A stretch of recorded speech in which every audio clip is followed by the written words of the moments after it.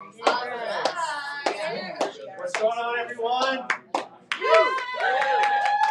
you all for being here. Today we have Levi, Brogan here. Thank you, by the way, Brogan, for being here today. I texted her this morning. I was like, "Baby, come here."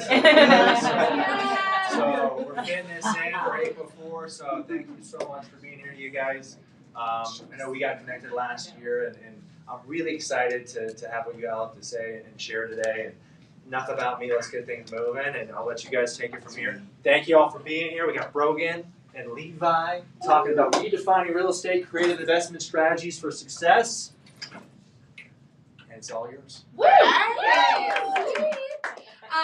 Well, we're really excited to be here. So thank you, everyone. Got like a little cheering section over here. This is good support. Yeah, we're excited to be here. We want to start off also by saying, you guys, that we want this to feel like a conversation. So at any point in this presentation, please chime in.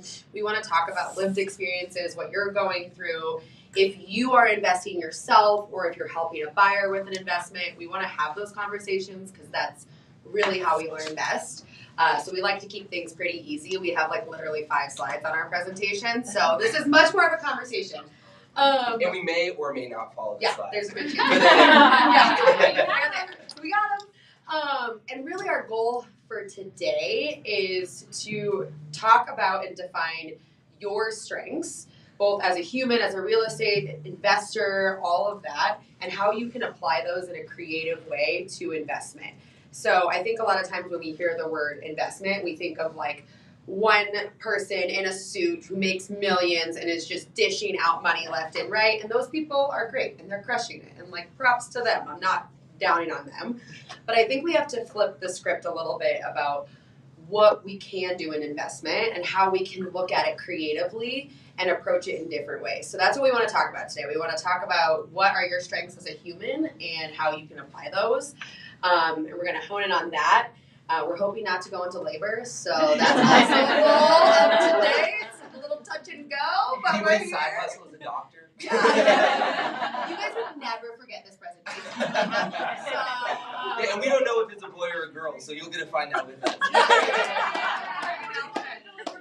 Yeah. So, those are kind of our overarching goals for today, and we'll kind of pass it over to Levi to take it on from here. Cool. So we're just going to start. One of the biggest things that we feel like is really important when it comes to real estate or anything that you do, really, like whatever your profession is it's about understanding what you're good at. Because all of us can walk in and it's like, if you get put in a position where you're doing what you like, what you know, what you understand, you're probably going to excel. If you're in the same situation, but you have to do things that you don't really like, you don't do them well, you're not comfortable with them, you're probably not going to excel. And that can be all within the same field. And within the same field, there's a lot of things that can make you successful. You don't have to do it the same way. There's a million ways to skin a cat, right? And it can be really, really easy when you're listening to podcasts on Big Pockets or you're reading books or you're doing any of that stuff to start to get caught up in like, oh shit, well, we don't have the money to do it like this. Or, nah, I don't do social media like that. Or I don't have the time to go to this many open houses or do this many things. And anybody can pick out like a bunch of weaknesses that you don't have or a reason why you can't get started. And so one of the biggest things that we focus on and what we're here today to kind of try to teach a little bit is within that, yes, you might have weaknesses, but more importantly, you have strength. And there's this book called Strength-Based Leadership, and it was something that I utilized all the time when I was coaching soccer. And I used to coach in college for 10 years. And basically the idea behind it was that when they looked at all these CEOs and they went through all these people and they were looking at their leadership styles, they were trying to figure out who was the best leader. What is the best leadership style? What is the best way to lead people? And what they realized was that the best way to lead people was your way. Your way is the best way to lead people. Whatever you do best, whatever makes you unique, what makes you special is the best way to show up. And if you try to show up like somebody else, you weren't that good. If you showed up authentically, honestly, in ways that you were good at, you were probably pretty damn good. So what we want you to do is just for the start, just take 1 minute to settle in, and I just want you to think about what your biggest strengths are. Okay, so take out your phone if you have a notebook or whatever to write it down on. Just write down your biggest strengths.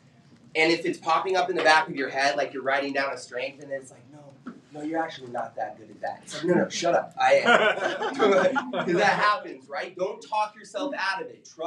Trust what you're good at. Okay?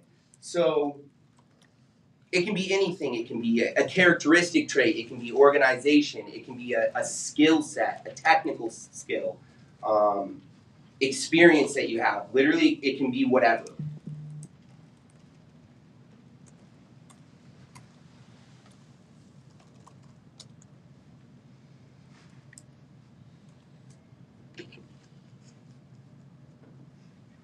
We'll take like another 30 seconds to pop that on there.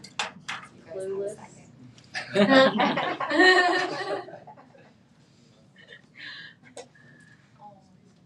So cute. Should have been more like absolutely clueless. Okay. Just mostly clueless. All right, we'll come back to that. So hold on to those lists as well. Yeah, I think you are. Okay, so Hi guys, come on in. yeah, come in, guys. We just got started. Don't even worry. We're mostly just started talking about how Brogan might go into labor. So if you do, sorry. Okay, so we're just gonna go back. So this is why we think this is so important, and why the strengths piece comes in is because with us, where everything began was we didn't have any clue what we were doing. We didn't know anything about real estate. We didn't have any money. But what we did was we trusted each other. We're pretty brave. We're willing to put ourselves out there, and we're flexible. We're super flexible. We're grinders. So whatever we needed to do to kind of make things work, we were willing to do that. So what we did is we just trusted what we had, the 1 or 2 skills that we had in life, and we started to lean into those. And so what we did at our start, and when we bought our first house, we were making $70,000 combined a year. I'll chime in too, and I remember that Levi asked me how much I had in savings. So we got married really young, right? We're like 24 years old. And none of our family was into real estate investment whatsoever. They did the whole, we bought a home, 20% down, let's keep it forever and never pay it off. And there was no knowledge of anything real estate related. And Levi came to me and was like, what do you have in your savings? And I was like, I don't know what that is. It was like $83 to my name. And we were like, let's buy a house. So at the time, we were like, we'll just make it work. We'll hustle, we'll figure it out. We knew real estate was important, but had no idea anything from there. And we bought our first house over by DU, a little bungalow, a little 3-bed, 2-bath. Yeah, what was 2014? Yeah, 2014. Yeah. So 2014, and so we bought our first place, and literally, we just bought it because we knew that we wanted to be in real estate, and so we started, and that was it. And it's pretty much as simple as that. I think that's one of the hardest things, and I know that sounds almost too easy, but one of the takeaways that we would like you guys to kind of take from this class is that if you are into investing, if you are into real estate, sometimes you just have to start. You just have to start. We've sat down now with people over the last 5 or 6 years, and they'll come to us and we'll start to talk about real estate, and they have, everything, guys. You're talking about the best Excel sheet you've ever seen in your life. All the information, everything's dialed in, and it's like, oh, well, how many? That's incredible. How many properties do you own? Like, oh, well, none. We haven't started yet, because you almost start to outthink yourself, and you start to get too smart for your own good, and you start to freeze up, because everything has a problem. Everything has a little bit of an obstacle that you have to leap over. So for us, where I think we almost got lucky, and maybe being young was fortunate for us. Yeah, Reckless. Yeah, it was a little bit. But we were naive and we were young, so we're like, what's the worst thing that can happen? So we jumped in. Have a $15 in your saving account instead of 30. That's right, exactly. So, so what we did was we jumped in and we found a way to make it work. And you can't really, well, why don't you talk a little bit about hustling? Yeah, so some of the things that we started with this is like creative strategy number one. And we made this up as we went, right? We had 2 roommates. So we had our mortgage. We wanted someone to help us pay it. I think it was all Levi's scheme the entire time to live with his best friend and his brother. But it worked great, right? So we had this cute little bungalow. It's me, it's Levi, it's his best friend, it's his little brother. And they're each paying us rent towards our mortgage. And Just a bachelor pad in my wife. Yeah, it was literally a bachelor pad. I can vividly remember, this is like a side story, I can vividly remember one day mowing the lawn and all of them are in there playing video games and I'm looking through the window like, what is happening here? Is anyone coming out? No one came out. But we did it, right? And I want you to think about that on your own journey and then also if you're advising clients is a lot of times people think that they need to fit into this perfect box and they don't. So how can we be creative, right? If people are willing to have a roommate, that's an awesome place to start. So we started there. We also started Airbnb in our house. Levi used to travel a lot for work. So I would pack up my dog, pack up a suitcase, and go stay at my mom's. She was like 10 minutes away. And like Friday to Sunday, I would just sleep over there. And that's a great, you don't have that option. And now we're like in our 30s. I probably wouldn't want to do that very often. And we have 2 kids. But at the time, that worked for us. So it was like, this is a primary residence. We're going to Airbnb this. We're going to make some extra income on the weekends. That's going to help us pay for our mortgage. So we tried to think of really creative ways. We walked dogs. We did all this stuff, right? We were on Rover. Like, we had dogs at our house left and right. I was driving Lyft. He was driving Lyft. I mean, like, you name it, we've tried it. And, like, and there's no shame in that. And I think, like, where we want to really hone in on is the fact that, like, you get started and you make it work. So don't think you need to look a certain way or have a certain amount of money saved to be an investor, right? You have to just start. So I think, that's where we wanted to start off, but I think really where this is important is where it led us to next. Can I just add one thing? The one thing I just want to say is the reason why I think that house is kind of important and why it is a good, like, launching pad for us is because we would never buy that house now. It doesn't fit anything of what we look at, of our model, of what we like, of when we're looking at comps or any of that stuff. It fits nothing. And we still made a little bit of money on it, and it taught us a lot of lessons, and it got us into the game. And just by that house alone, that's what got us moving. If we never bought that house, I don't know where we would be in real estate right now because it kind of set all of the wheels in motion, and it started teaching us some of the lessons that we needed. Even though, like, when I look back at it, it wasn't a good purchase. It wasn't the right buy. It didn't fit anything. It wasn't like we didn't necessarily even do it well. It just worked enough that it gave us a little bit of experience and a little bit of extra cash, and it got the ball rolling. Question. Yeah. Did you sell it? We did. We did. And that was our first mistake. Correct. That was my question. Why would you bring that up? Never mind, you have always We were reflecting on this and we were like, that was a big mistake. The mistake was not buying it. The mistake was selling it. Yeah, we were literally talking about it last night, and I'm like, it still stings. It Yeah. still stings. We bought that place over by DU for $395. So Carly, it's worth $1 million now. Yes. But that's okay because we needed to, right? Forward. Yeah, you're a mover and a shaker. You'll find a way to make it again. That's 10 right. times. Yep. So that is where we kind of got to this next phase of our real estate journey that we want to talk about. And a lot of you guys have heard, I think a lot of you guys have heard these terms, house hacking and BRRRR. They're thrown around all the time. And I'll explain them and I'll kind of give examples of what we did. But at the time, we really had no strategy moving forward. We knew we just needed to keep moving.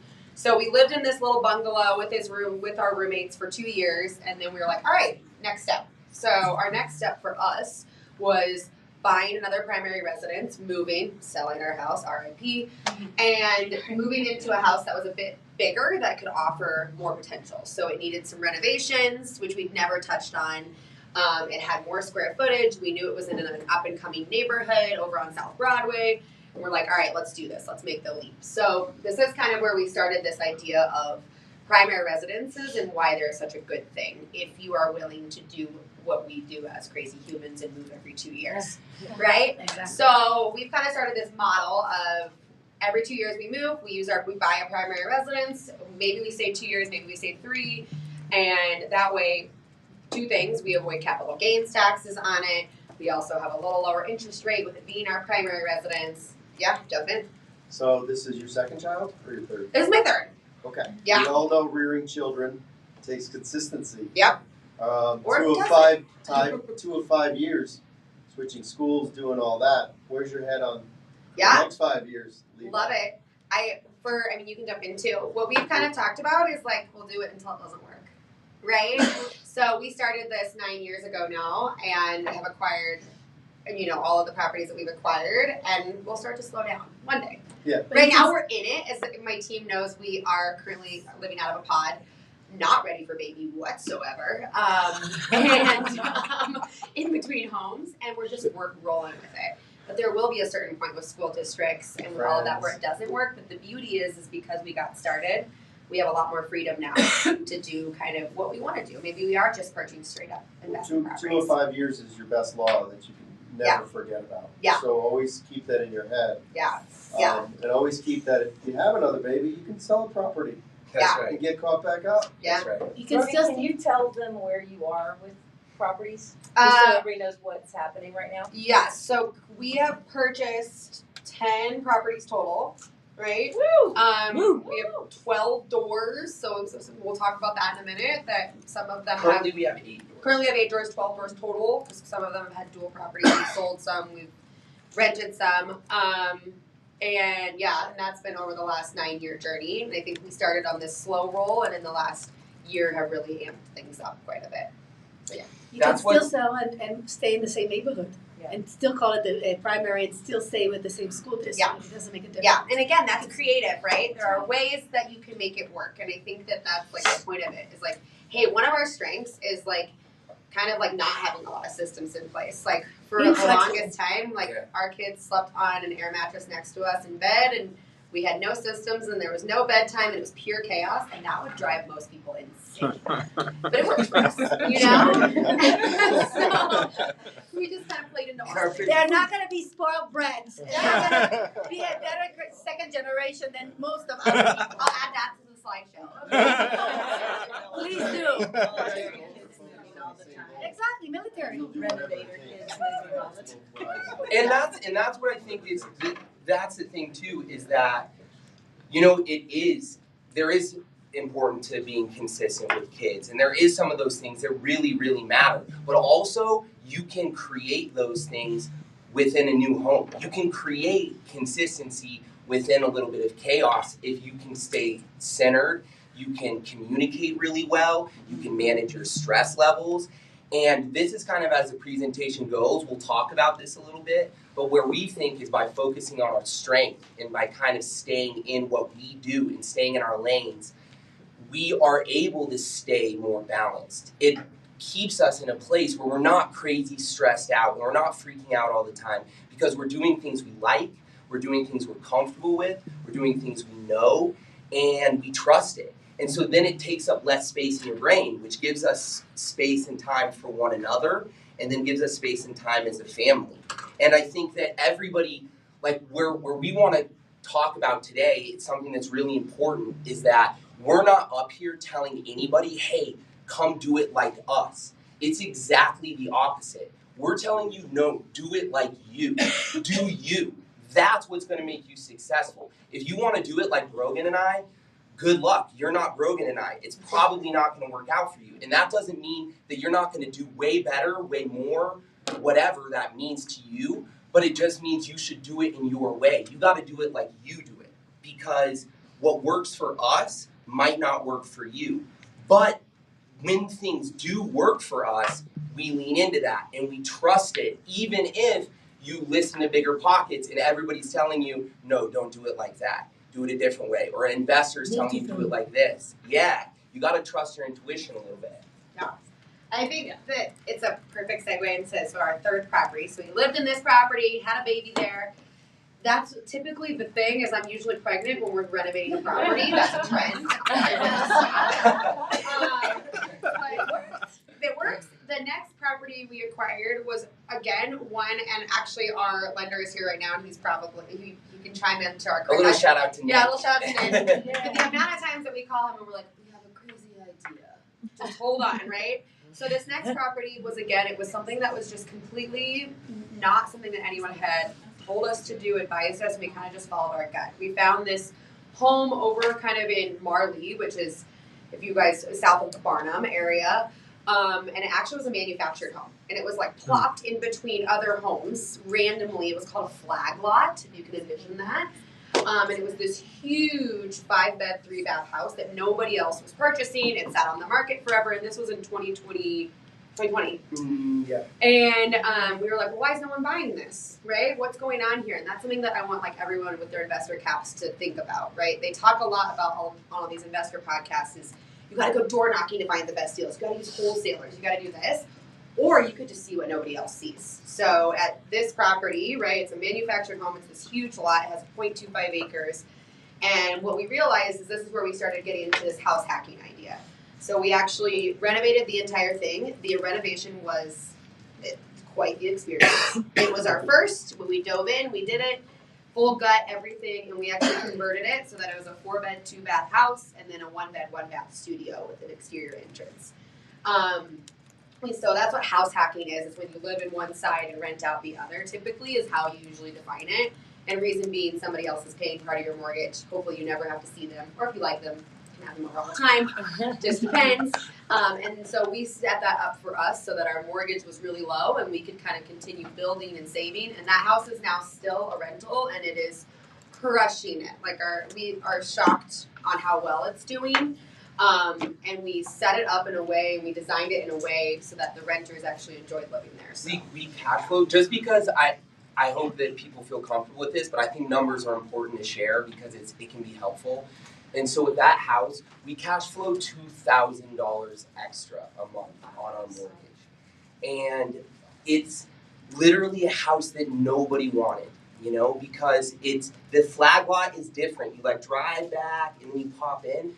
But then if you get in there and you check it out and you start to live there, it's really nice. It's kind of isolated and you have a lot of privacy.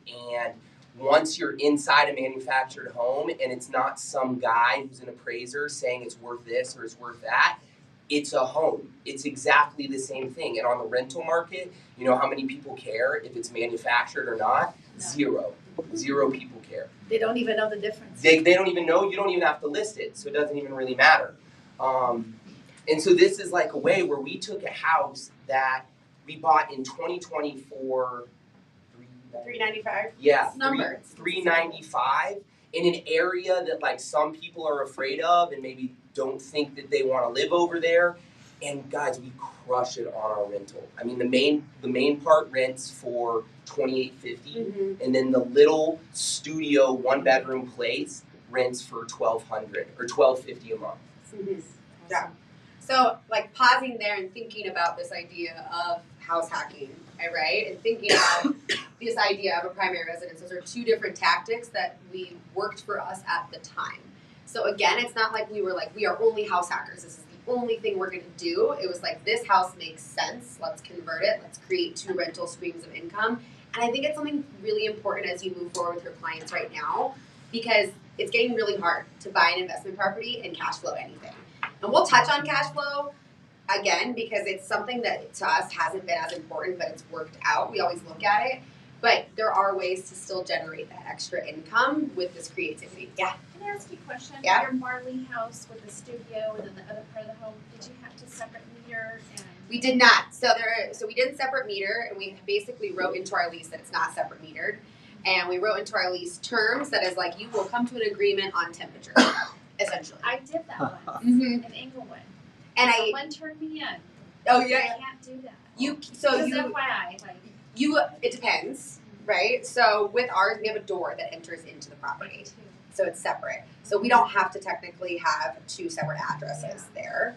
I don't know what Denver's rules are, but Englewood didn't let me do it. So you had to make it an illegal duplex. for me to rent out the lower level, separate entrance, separate everything, except I didn't have a separate meter. Could you enter into the main house? Did you have a door into the unit? Because ours is like a door, just they can share a Totally door. blocked it off. Yeah, so ours isn't blocked off. Mm-hmm. Yeah, so it's a little different because it's technically a mother-in-law quarters. Well, they told me I couldn't have two strangers living. It could be two families on the same lease, but not two separate leases. Mhm. So I've been doing that. Yeah. And that's like what we've learned as well, right? It's like the permitting laws and all of it's always changing. Mhm. It's gonna keep changing. And so don't let it stop you. Instead, like get a response, get someone to come to you. Solution. And find a two solution. families that'll do one Yes. lease. Yeah, and we've learned that along the way, especially with things like Airbnb. So if anyone's interested in Airbnb, as you know, restrictions are really tight right now. And it's changing constantly. And they also just added this year inspections on rentals in Denver. That's changed a lot. And so I think to look at this is to think about the fact that you can keep pivoting. Don't let it stop you. What's your name? Karen. Karen. Thank you for bringing that up because I do think that it's actually important. It is important because there are different rules, and just because you can do it in Denver doesn't mean that you can do it in Inglewood, and it doesn't mean that you can do it in Highlands Ranch, and it doesn't mean that you can do it in Thornton or whatever. So that is something to like be aware of. But I agree, like within that, where I think we found our niche and what it sounds like you've done as well, is that don't let that stop you, right? There is creative solutions around that. Like what we're talking about is we're working with a property right now, and we actually are going to change it to a legal duplex, but we've been kind of working with, okay, well, do we add a door and make it open so that it's technically one home and then you're renting out two separate places? And there's it just depends on what the rules are and the permitting around that, but those are things that can be worked around, you know? And that's sometimes how we find our deals is because people come up to a project and they look at a house and then it's like, oh no, well, you can't do this. Well, there's a way around it if you're creative and you're willing to do the work to find a creative solution. I have a question for you too. Yeah. This might be a very naive question, but one of my strengths would be research. So going on to these, or one of my weaknesses would be research. Going on to these websites, where are you finding this information, and do you have like a lawyer who's helping you, or is it all your own research? It's all our own research. Right.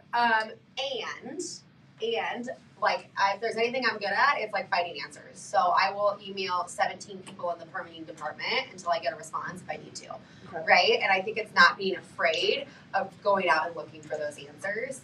Focus on the positive and not the negative. You'll Yes. have more positive. Exactly. And this kind of it ties a little bit together, but this is you have your strengths and weaknesses, right? I suck at research. Like when I run into problems like that, and when we come up to a problem like that, I'm like, I just kind of sit right in the corner until she solved it, and then I come back out. I'm like, all right, we're ready to go again. Glad that was handled.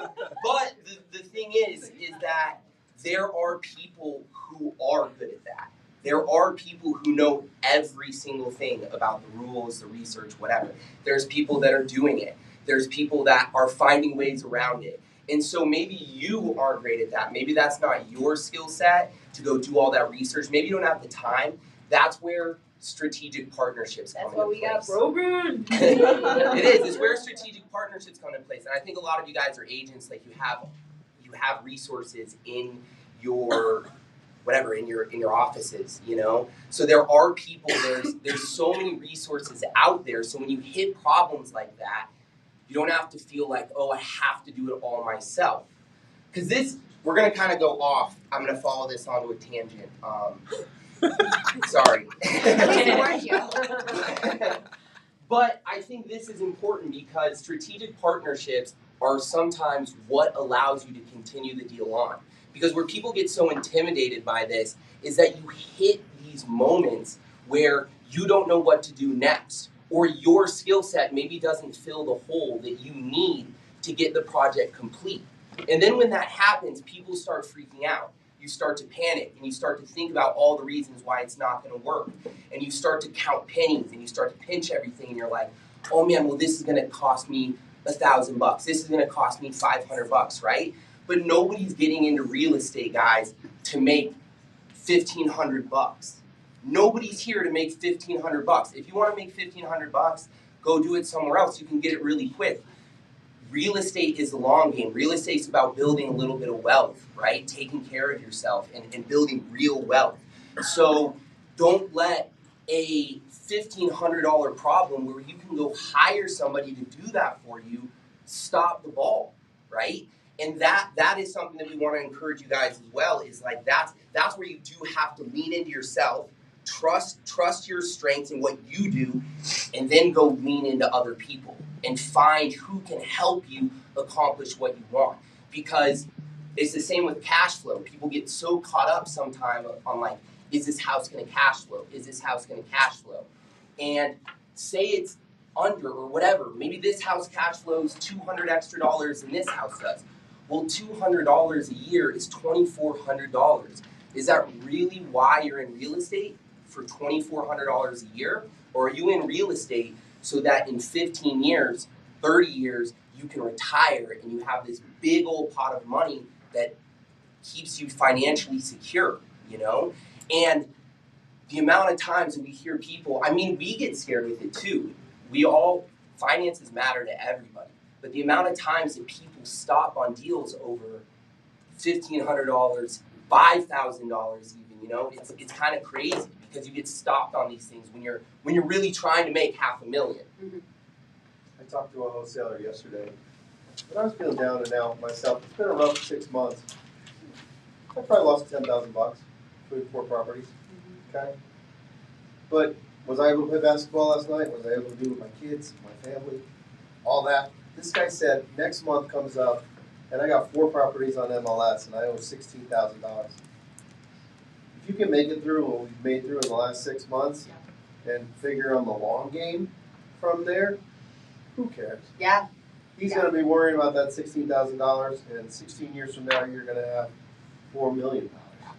Thank you for sharing that. You got to stay in the game. You gotta play sports. Thank you for sharing that. Don't ever stop. Do you want to go? I think too, like to chime in on that too, you've got to lean on your people, and like strategic partnerships is something we've learned more so, and we didn't understand it at first. Like I can remember when we bought our first property, and I told Levi this and he's like, I had no intention of that, but I was like really into Chip and Joanna Gaines at the time, and I was like, I'm gonna DIY everything, right? Like I'm gonna save all this money on this property, and I have no freaking clue what I am doing. Like we've learned, but we're not skilled laborers. That is not our strength, right? Some people are really skilled at contract work.